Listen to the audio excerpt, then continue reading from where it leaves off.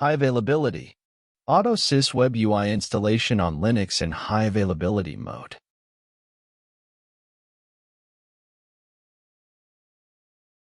In this module, we will learn how to install AutoSys Web UI in high availability mode on Linux.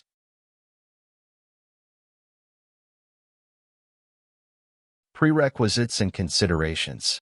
To install Web UI, the recommended machine memory size is 8 GB RAM.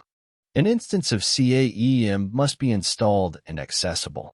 To install Web UI in high availability mode, specify an external database for the Web UI DB that another Web UI instance is using.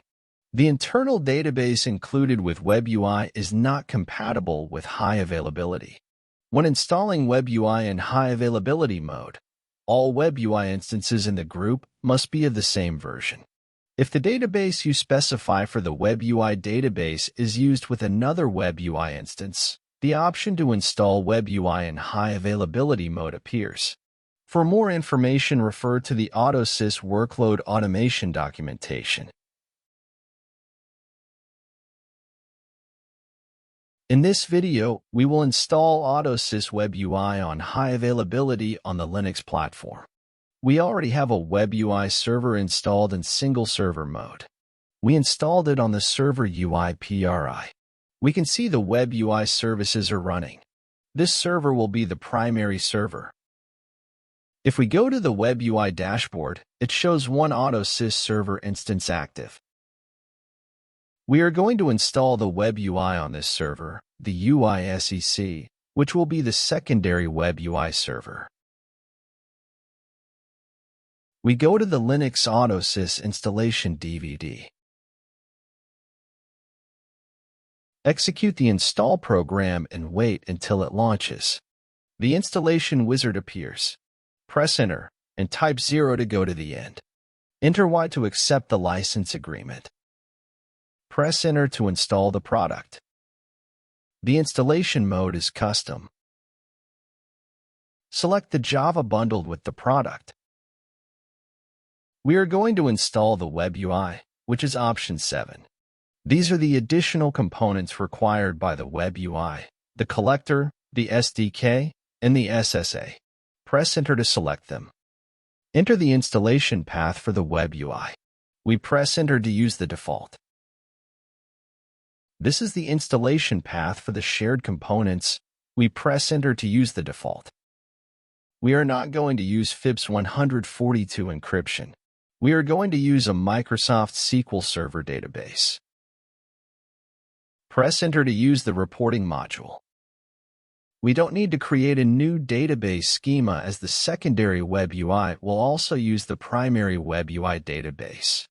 We will use the database username and password that were already created for the primary Web UI server database. We use the default WCC and enter the password. We enter the properties of the primary Web UI server database. The database server name. The database name.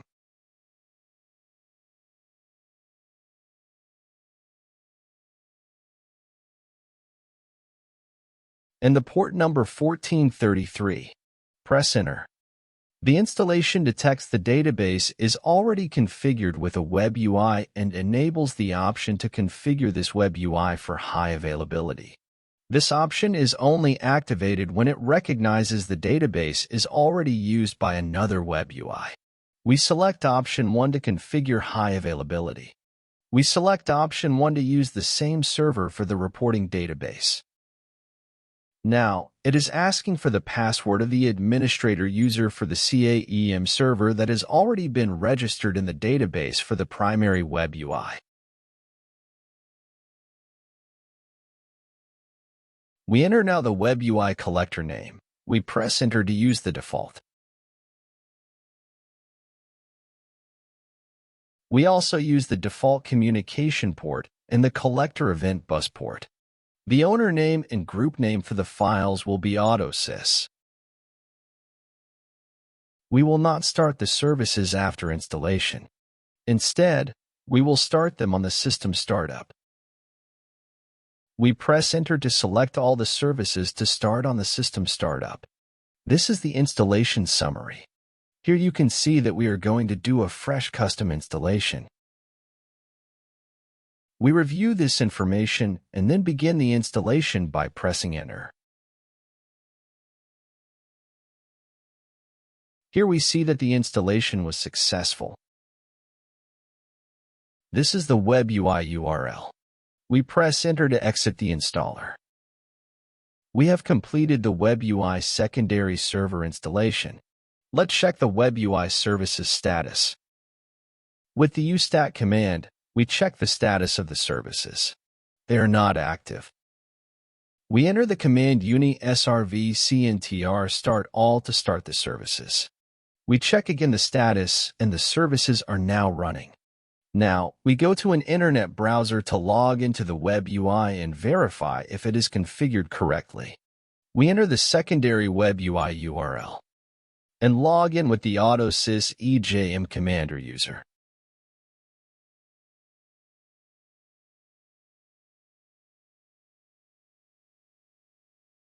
The first time we access the dashboard, we notice that all configurations have already been set up and the AutoSys server is available. If we go to the primary web UI and compare it with the secondary, we notice we can view the same information on both. We go to the Configuration tab and can see the configuration has been automatically set up.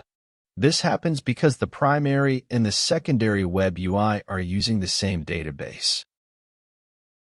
With this, we have completed the installation of AutoSys Web UI in high availability on the Linux platform. In this module, we have learned how to install AutoSys Web UI in high availability on Linux. To install an AutoSys Web UI instance in high availability, we provide an external database that is used by another Web UI instance. Both instances share the database and see all updates. If the database we specify for the Web UI database is used with another Web UI instance, the option to install Web UI in high availability mode appears.